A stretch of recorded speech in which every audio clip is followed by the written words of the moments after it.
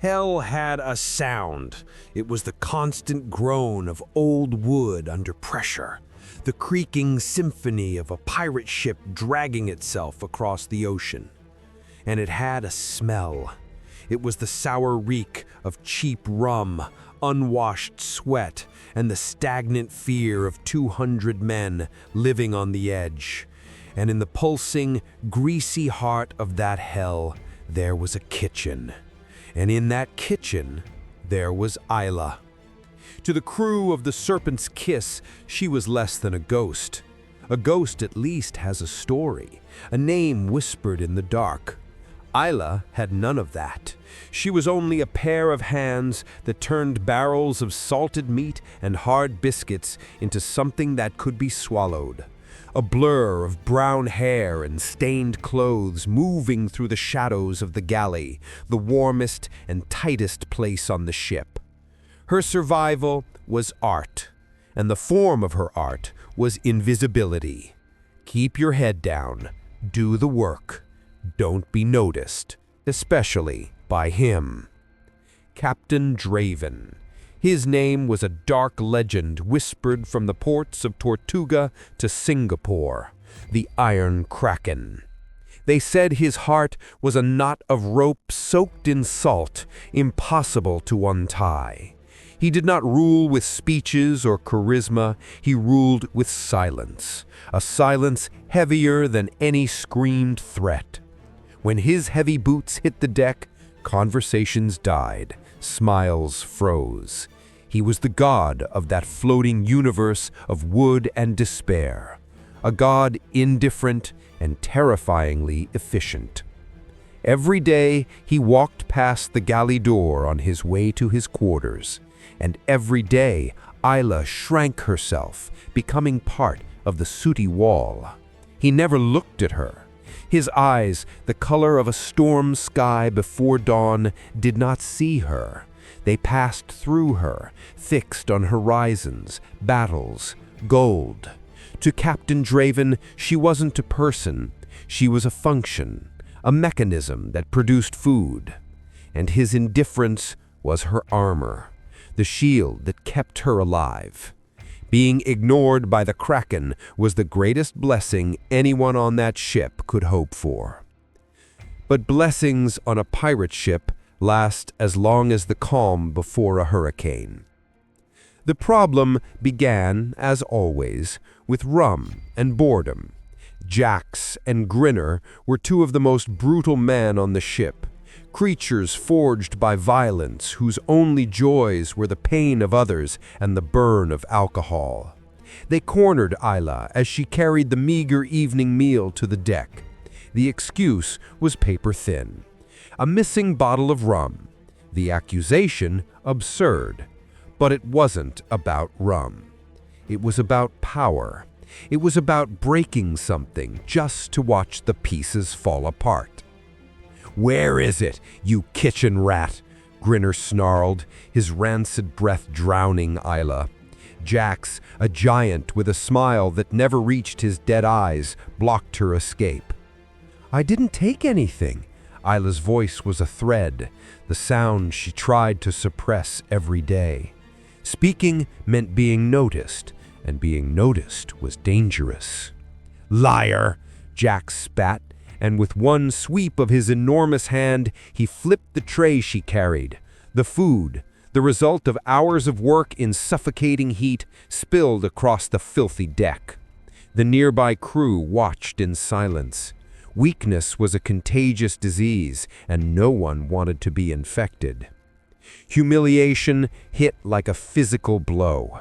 Isla kneeled to clean the mess, her tears burning her eyes.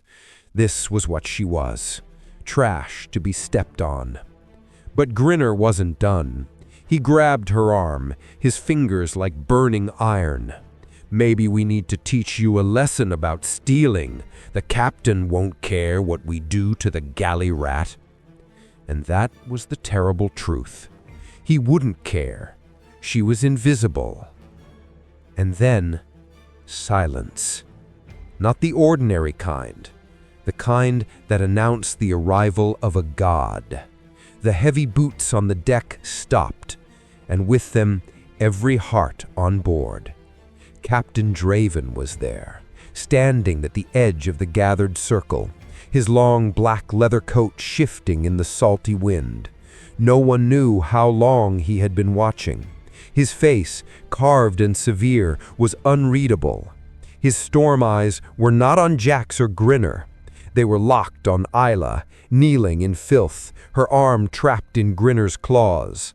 And for the first time, he did not look through her. He saw her. The world seemed to hold its breath. The crew waited for him to turn and walk away. This was beneath his attention. But he did not move. "Let her go," he said. His voice was not loud. It was low, calm, colder than the bottom of the sea. It carried a power that made the air vibrate. Grinner froze, his face drained of color. He looked at Jax, who looked equally terrified. Letting her go now meant admitting guilt. Challenging the captain meant death. He hesitated. It was his last mistake. What happened next would become legend aboard the Serpent's Kiss.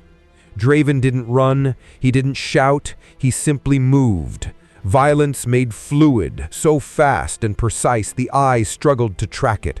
One step and he was in front of Grinner. His hand shot forward, not a fist, but open, fingers striking Grinner's throat.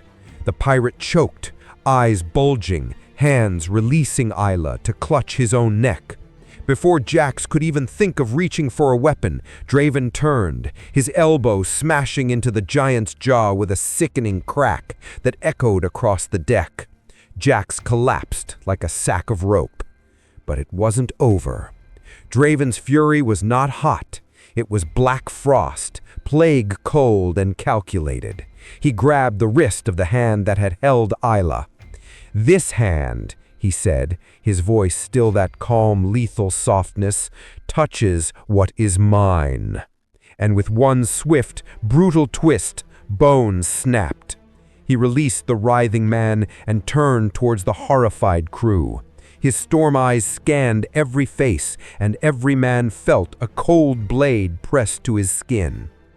"She," he said, pointing to Isla, still kneeling, shaking, unable to process what had just happened, "the cook.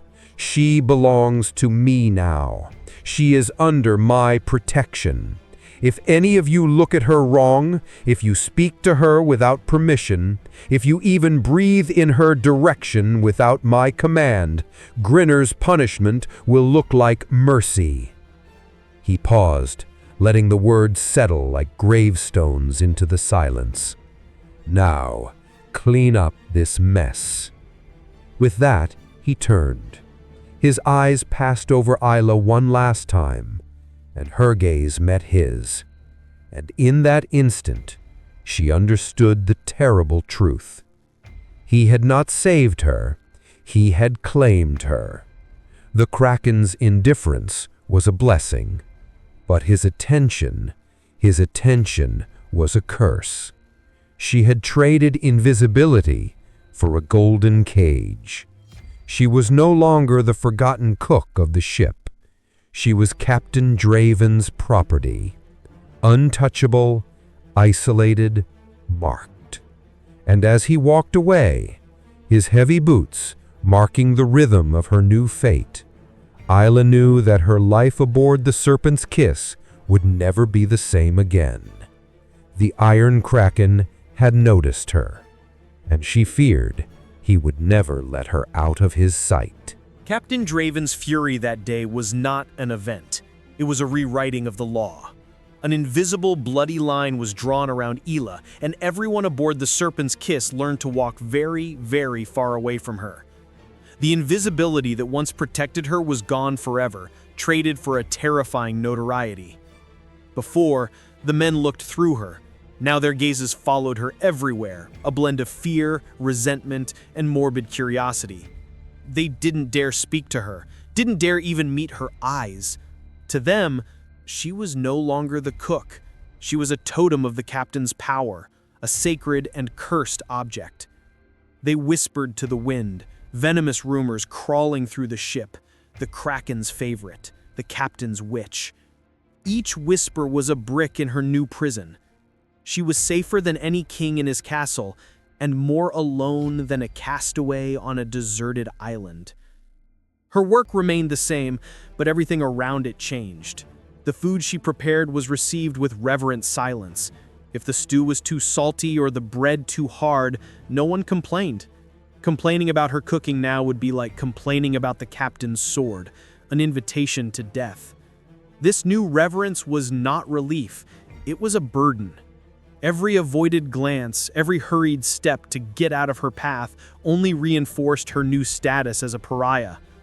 She moved through the ship inside a bubble of fearful silence, a queen in a kingdom with only one subject. She longed for the indifference she once had, the freedom of being forgotten. But the Kraken had noticed her, and his attention was a tide that never receded. 1 week after the incident, the second phase of her new life began. A sailor, a nervous young man with frightened rabbit eyes, appeared at her kitchen door. He refused to look at her, keeping his gaze fixed on the floor. "The captain, he demands your presence. Bring his meal to his cabin, personally." And then he fled, nearly running, as if her proximity itself could burn him. Isla's heart sank through the deck. The captain's cabin, the most sacred and feared place on the Serpent's kiss. No common crew member entered unless it was to be punished or to receive orders that could mean their death. It was the lion's den, the heart of darkness, and she was being summoned inside. Her hands trembled so violently she almost dropped the tray. Was this a test? A disguised punishment? Or something worse? There was no refusal. Captain Draven's order was as absolute as the sunrise. With her heart pounding a funeral rhythm against her ribs, she crossed the deck carrying the tray like a sacrifice to an ancient god. The crew parted for her, their faces a mixture of pity and fear. She knocked against the solid wooden door, the knock sounding pathetically weak against the silence. "Enter," Draven's voice called from inside, calm and emotionless. The inside of the cabin was a shock. While the rest of the ship was a chaotic mess of ropes, tar, and grime, Draven's cabin was a sanctuary of order and silence. The walls were lined with shelves full of leather-bound books. World maps drawn with artistic precision were pinned to the wall. On a desk, polished brass navigation instruments gleamed beneath the warm glow of a single lantern. The air smelled not of sweat and fish, but of beeswax, old paper, and the faint scent of expensive tobacco. It was the space of a scholar, a strategist, not a brutal pirate. And at the center of it all, seated at a massive oak table, was him, the Iron Kraken. He did not look at her when she entered. His eyes were fixed on a map, a finger tracing a route through an unknown archipelago. "The table," he said, without raising his head. Isla placed the tray at the farthest edge she could reach and prepared to retreat, to flee back to the safety of her kitchen. "Stay," he ordered, the word cutting the air like a blade. She froze. "You will wait until I finish." And so, the ritual began. Every night she brought him his meal, and every night she was forced to stand silently in a corner of the cabin while he ate. The silence was a form of torture, heavy, dense, filled with everything unspoken. She could hear her own breathing, the ticking of an ornate clock on his desk.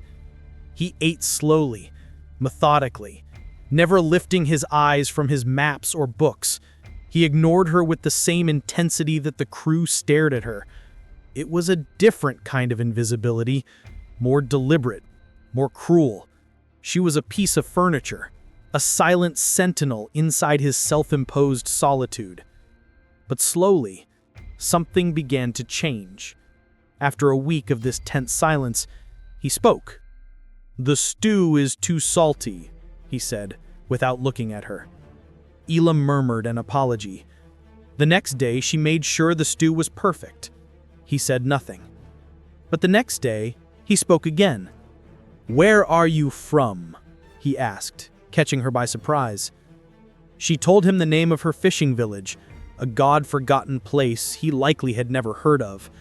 He simply grunted in return. His questions became part of the ritual. Short, impersonal, cutting. Who taught you to cook? Why are you on a ship like this? Do you have family? She answered with as few words as possible, terrified to reveal anything real. But he was relentless. He was gathering information piece by piece, like assembling a map of her life. He offered nothing in return. He was a locked vault, demanding she hand him all her keys. It was during these long, silent vigils that she began noticing the cracks in his iron armor. She noticed how he sometimes rubbed his temple as if an old headache tormented him. She noticed the small wooden miniature of a ship he kept on his desk, polishing it absent-mindedly when he thought she wasn't watching. And then came the nightmares. She didn't see them, but she heard them. Sometimes late at night when the ship was quiet, a muffled scream tore out of the captain's cabin, a sound of agony so raw, so stripped of armor, it made Isla's blood turn cold. The crew pretended not to hear. It was the Kraken battling demons more terrifying than he was. One night, a mug of rum fell from his table during one of these episodes. He summoned her with a bell. When Isla entered, she found him standing near the window, staring into the darkness, breath ragged, cold sweat on his forehead. And when he turned to her, his eyes did not carry their usual icy emptiness. They held ancient terror, the haunted look of a man who had seen hell. He said nothing about the scream, he just pointed to the mess on the floor. Clean it. As she knelt to clean, she saw that his hand, the same hand that had snapped Grinner's wrist, was trembling. That moment changed everything. Her fear of him did not disappear, but it became tangled up with something new. Compassion. The monster was haunted. The god had wounds. His cruelty was not a force of nature, it was a shield, a wall built to keep something or someone out. The question that now haunted her was no longer, what will he do to me? But what was done to him? His protection, his disproportionate fury on the deck, began to feel less like possession and more like something personal, a pain he recognized in her. But this new and dangerous intimacy did not go unnoticed. There was another pair of eyes on the ship, eyes as sharp as Draven's, but without his hidden pain. Eyes of pure, cold ambition. Silas, the first mate. He was second in command, a pirate who rose not through brute strength, but through cunning and the skill of reading men. And he was reading his captain. Silas watched the nightly summons. He noticed how the captain now instinctively searched for Isla's figure. He heard the whispers of the crew, and instead of cutting them, he fed them, subtly, patiently. He saw the captain's attention, once entirely focused on wealth and battle, now divided. The cook. The girl who was nothing had become a distraction, and in the ruthless world of piracy, a distraction was a weakness, and a weakness was an opportunity.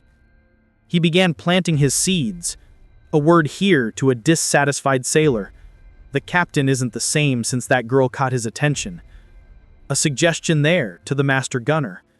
We're skipping easy prey, he's gone soft. He wove a narrative of decay, the tale of a great predator domesticated by an insignificant creature. He was testing the waters, measuring the crew's loyalty, waiting for the perfect moment to strike. Isla could feel the shift in the ship's current. The atmosphere, already tense, was now thick with the omen of mutiny. She was at the center of a storm she didn't create, trapped between the obsessive protection of a broken captain and the rising ambition of a calculating first mate. She didn't know what Draven wanted from her, but she knew that by claiming her he had exposed himself. And she, the girl who only ever wanted to be invisible, had, unintentionally, become the crack in the Iron Kraken's armor. And Silas was ready, hammer in hand, waiting for the perfect moment to shatter it. The opportunity Silas had been waiting for arrived in the form of 3 white sails on the horizon, the Imperial Navy. And it wasn't just any patrol, it was a hunter squadron, led by a warship that moved with the arrogance of a shark in familiar waters. Draven, the strategist, knew that a direct fight would be suicide, and so the chase began. For a week, the Serpent's kiss danced with death, zigzagging through treacherous reefs and banks of fog, the distant echo of cannons becoming the soundtrack of their days. On board, discipline began to unravel. Food grew scarce, water rationed. The nerves of the men, already frayed, were stretched to the breaking point, and Silas, like a master weaver, used every thread of fear to knit his web of betrayal. He walked among the crew, his voice a sympathetic poison in their ears. "Look," he would say, pointing to Draven on the stern, who instinctively glanced toward the kitchen. "The sea wolf cares more about his pet than your lives. He's dragging us through dangerous waters, risking everything just to protect the kitchen and the cook." It was a skillful lie, twisting Draven's tactical genius into reckless obsession. The crew, tired, starved, and frightened, began to believe. The perfect storm exploded on a moonless night when the Imperial warship finally trapped them against a jagged coastline. Battle was inevitable, and while Draven barked orders, planning a desperate maneuver to slip away under the veil of darkness, Silas made his move. The signal wasn't a shout, but a knife, thrown not at Draven, but at the steering rope, slicing it and sending the ship spinning out of control. In the chaos that followed, the shout finally erupted. "He betrayed us! The captain no longer fights for us! The ship is ours!" It was as if a fever broke loose. Half the crew, loyal to Silas out of fear or greed, drew their weapons. Draven turned, not with shock, but with a cold, disappointed fury. He was surrounded, alone. The fight that followed wasn't strategy, but survival. Draven fought like the legends said, a force of nature, his 2 cleavers a storm of steel. But they were many. For every man he cut down, 2 more stepped forward. From the doorway of her kitchen, Isla watched, her heart frozen in terror. She saw the man who had claimed her, the monster who haunted her, fighting and bleeding against his own men. And she saw the truth. He wasn't a god. He was just a man. And he was losing. In that moment, the survival instinct that had ruled her entire life, stay quiet, stay invisible, stay out of the way, died. Invisibility had not saved her. It had only prolonged her misery. Draven, in his own brutal, twisted way, was the first person who had truly seen her. And now he was about to die because of it. She would not allow it. She wasn't a warrior, but she was the queen of that small kingdom of fire and grease. With the speed born of desperation, she acted. She grabbed the largest iron pot full of melted pork fat and heated it until it boiled. As a group of mutineers advanced to flank Draven, she burst from the shadows and poured the scalding fat onto the deck right in their path. The hiss and smoke were followed by screams as the men slipped, the fat burning through boots and clothes, their line shattered. Draven looked over his shoulder, eyes widening in shock to see her there, face fierce and determined, clutching a pot like a shield. She had bought him precious seconds. Silas, seeing his plan collapse, snarled in rage and lunged himself, his sword gleaming. "I'll end this myself," he roared. The fight narrowed to a desperate duel between captain and first mate. Isla, knowing she couldn't face them directly, did the only other thing she could. She grabbed the sack of the strongest peppers she owned, a treasure from a recent raid, tore it open and threw the fine powder into the eyes of the men closest to Silas. They screamed, blind and choking, creating more chaos, giving Draven the space he needed. He backed Silas against the main mast. For a moment in the middle of the battle, his eyes met Isla's. There was gratitude there, but also raw pain, an agony that had nothing to do with his wounds. "Why?" he gasped, the question not for her, but for the universe. "She," Silas spat, blood dripping from the corner of his mouth. "All this for a kitchen rat. You got weak, Captain." "It's not weakness," Draven growled, and then he looked at Isla, and the final armor around his heart shattered. The truth, The confession he had locked inside his nightmares for 15 years finally surfaced. "She looks like her," he said, voice breaking. "I was 12. Sailors. Drunk. Like them. They cornered her, and I just stood there. I didn't do anything. I was only a boy. And I watched her." He couldn't finish, but Isla understood. Everything. The disproportionate fury, the obsessive protection, it wasn't about her. It was about the girl he couldn't save. Every time he looked at Isla, he saw the ghost of his greatest failure. Protecting Isla wasn't possession, it was his penance. The confession seemed to free him from his last burden. Pain turned into strength. He wasn't fighting mutineers anymore, he was exorcising the demons of his past. With one final swift, merciless movement, he disarmed Silas and placed the cleaver's edge to the traitor's throat. The mutiny was over. The men still loyal to Draven quickly subdued the rest. Silence returned to the ship, broken only by the groan of wood and the ragged breaths of survivors. Draven did not kill Silas. Death was too easy. He kept him, along with the other leaders of the mutiny, chained to be delivered to the Imperial Navy, the final, ironic fate for a pirate. In the days that followed, a new order settled aboard the Serpent's Kiss. Draven was no longer the same man. Cruelty by habit had been replaced by quiet, weary authority. The crew looked at him not only with fear, but with a new kind of respect. They had seen the heart of the Kraken, and they had seen that it bled. When the coast of a neutral port finally appeared on the horizon, he summoned Isla to his cabin one last time. The tension from before had vanished, replaced by a strange quiet. "Isla," he said, and it was the first time he heard him say his name without it being an order. "I put you in terrible danger. I used you to fight my own ghosts, and that was wrong." He opened a heavy chest full of gold and jewels. "This is yours, enough to buy a house, an inn, whatever you want. I'll leave you in this port. You'll be free. No one will ever hurt you again, I swear it." He was offering her the life she always believed she wanted, a life far from the sea, from violence, from fear, a safe life, a quiet one, an invisible one. And she looked at him, the most feared man of the seas, offering her everything with the eyes of a boy who just wanted to fix what had broken. And she realized that the safety of her old life was just another word for a prison. True freedom wasn't the absence of danger, it was choosing where and with whom to face it. She didn't look at the gold, she looked at the maps on the wall.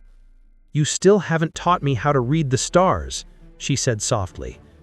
A slow smile spread across Draven's face, an event as rare as land after months at sea. He didn't need to ask what she meant. He extended his hand, not to take, but to offer. And she took it. Their story, forged in fury and redemption, was only beginning. They didn't know what seas they would sail or what storms they would face, but for the first time, the Iron Kraken wouldn't be sailing alone. The legend of Captain Draven was rewritten that day, but there are countless other sagas of impossible love and dangerous adventure whispered in the tides, waiting to be told. To make sure you're aboard for our next journey into the depths of the human heart, subscribe to the channel and tell us in the comments below which tale of the sea you want us to unravel next. The next legend awaits you.